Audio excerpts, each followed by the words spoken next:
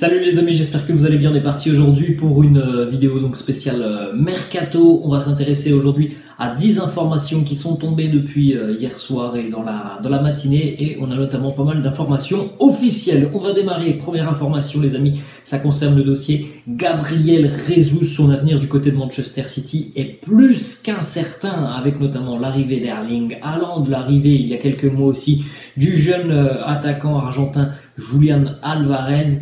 Il est quasiment certain de voir Gabriel Jesus quitter Manchester City cet été. En plus de ça, son contrat se termine dans un an avec City, donc en 2023. C'est-à-dire que City va évidemment le vendre cet été pour tout simplement toucher une indemnité de transfert. À l'heure actuelle, c'est Arsenal qui est très avancé dans les négociations avec Gabriel Jesus, et ça fait déjà des semaines et des semaines qu'Arsenal travaille sur ce dossier. On peut citer aussi le Paris Saint-Germain et Tottenham qui restent attentifs à la situation de Gabriel Jesus et aux avancées de ce dossier, mais à l'heure actuelle, c'est bel et bien les Gunners qui devraient donc engager Gabriel Jesus. Et d'ailleurs, Arsenal ne devrait pas s'arrêter là sur ce mercato. Les Gunners vont vraisemblablement agiter ce mercato, puisqu'Arsenal a déjà transmis une première offre à Leeds pour l'ailier brésilien Rafinha, qui a encore 2 ans de contrat avec Leeds. Cette première offre a été jugée insuffisante par Leeds. Alors il faut savoir les amis que Barcelone avait un accord avec le joueur déjà depuis quelques mois. Malheureusement, vous connaissez les problèmes financiers du Barça. Les Catalans sont dans l'incapacité totale de répondre aux attentes de Leeds. C'est pour ça que depuis quelques semaines, on entend beaucoup moins parler de Rafinha du côté de Barcelone, parce que tout simplement, financièrement, le Barça ne pourra pas convaincre Leeds à l'heure actuelle. Et voilà, par exemple, Leeds vient de refuser une offre de quasiment 50 millions d'euros de la part d'Arsenal pour Rafinha. Tottenham a déjà prévenu les Peacocks de Leeds qu'ils allaient aussi transmettre une première offre pour l'ailier. Et du côté de Chelsea, on suit aussi attentivement ce dossier Rafinha. On va enchaîner les amis avec une information qui concerne le Borussia Dortmund et l'Ajax Amsterdam. Le Borussia Dortmund qui a déjà réalisé beaucoup de bonnes choses sur ce mercato. Il y a déjà eu pas mal d'arrivées du côté du Borussia, alors qu'on est qu'à la fin du mois de juin. Il y a déjà eu beaucoup d'arrivées, et vraisemblablement une nouvelle arrivée qui devrait être officialisée dans les tout prochains jours, puisque ce matin on a annoncé un accord entre le Borussia Dortmund et l'Ajax Amsterdam pour vraisemblablement remplacer Erling Haaland. Sébastien Haller, l'attaquant ivoirien de l'Ajax, qui devrait s'engager avec le Borussia Dortmund ce matin. Un accord a été trouvé entre le Borussia et l'Ajax, accord d'à peu près 35 millions d'euros.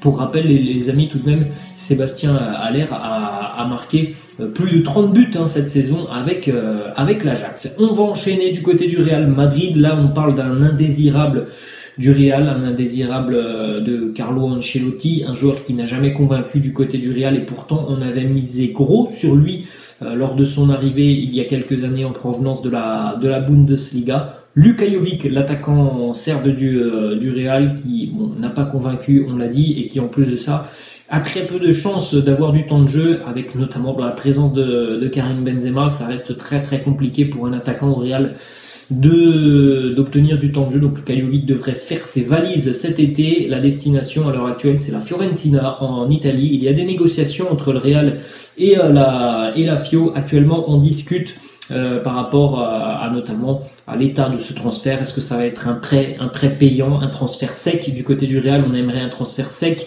La Fiorentina préfère plutôt à l'heure actuelle un prêt d'1 an, avec aussi une prise en charge du salaire par le Real Madrid. En tout cas, l'avenir de Luka Jovic devrait s'écrire du côté de la Serie A. On poursuit toujours les amis du côté de la Serie A avec cette information qui nous vient de Fabrizio Romano, qui annonce officiellement que Romelu Lukaku va quitter Chelsea, donc 1 an après son retour en Angleterre. Le Big Rom va retourner en Italie du côté de l'Inter Milan. Alors il faut être précis aussi sur les clauses de ce contrat. C'est un retour sous la forme d'un prêt pour l'Inter. Il n'y a pas d'option d'achat obligatoire pour l'Inter Milan, c'est-à-dire que voilà, Lukaku va vraisemblablement jouer 1 an du côté de l'Inter et il retournera à Chelsea l'année prochaine, il va baisser son salaire de 12 à 8 millions d'euros pour effectuer donc ce retour en Italie. Hein, c'est tout de même assez fou, hein, lui qui a voulu à tout prix quitter l'Inter il y a un an.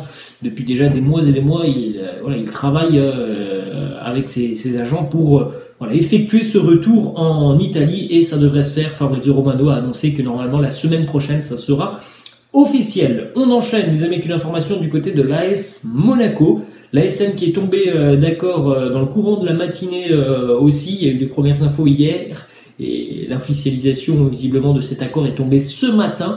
Accord de l'AS Monaco avec le jeune, bon il est plus tout jeune mais il est quand même encore de la force de l'âge, jeune expérimenté Takumi Minamino, l'international japonais de Liverpool.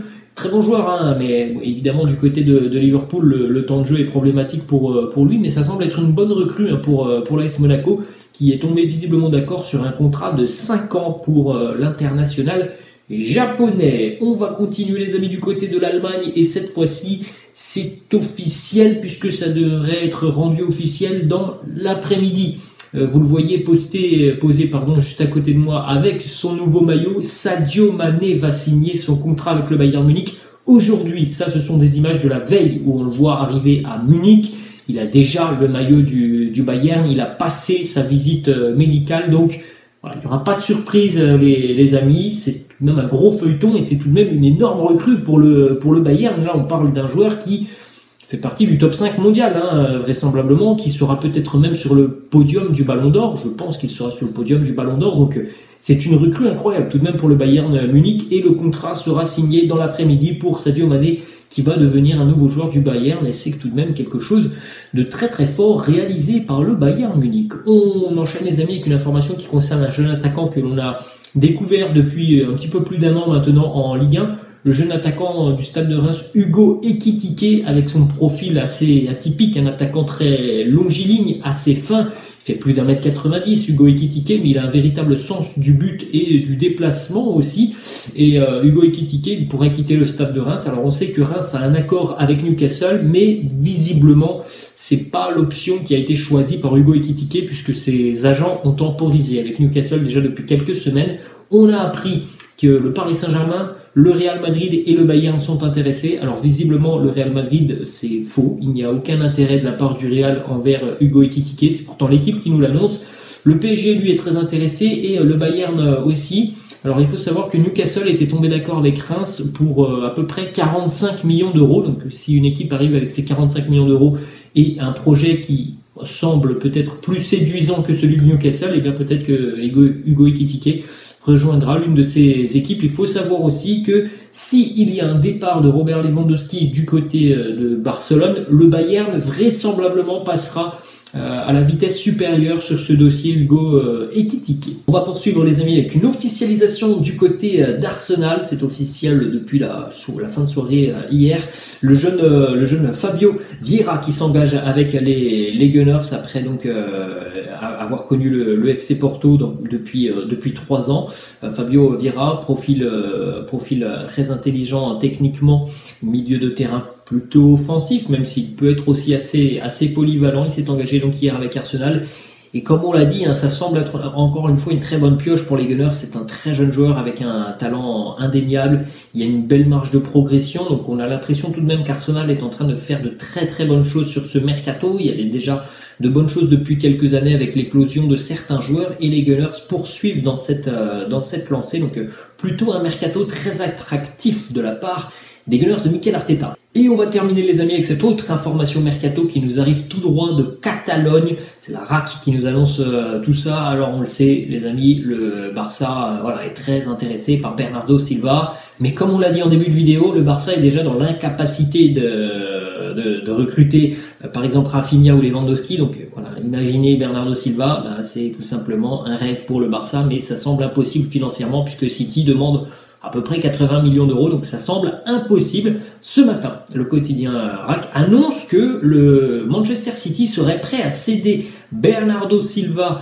à Barcelone contre Frenkie de Jong. Et ça, c'est une information tout de même très importante puisque visiblement, depuis des semaines et des semaines, Manchester United est sur le dossier Frenkie de Jong, mais il n'y a pas d'officialisation, il n'y a pas d'accord, surtout avec Barcelone. Et là, on apprend que c'est quelque chose qui pourrait être plutôt intéressant pour le Barça, qui pourrait donc se séparer de Frenkie de Jong et qui pourrait accueillir Bernardo Silva. Alors il y aurait peut-être une compensation financière, mais en tout cas c'est peut-être quelque chose à étudier du côté de Barcelone, cet échange Bernardo Silva, Frenkie de Jong avec Manchester City. Voilà les amis, la fin de cette vidéo, j'espère que ça vous a plu. N'hésitez pas comme d'habitude de lâcher un petit pouce bleu, n'hésitez pas les amis à vous abonner à la chaîne. Je vous laisse, je vous dis à la prochaine, ciao.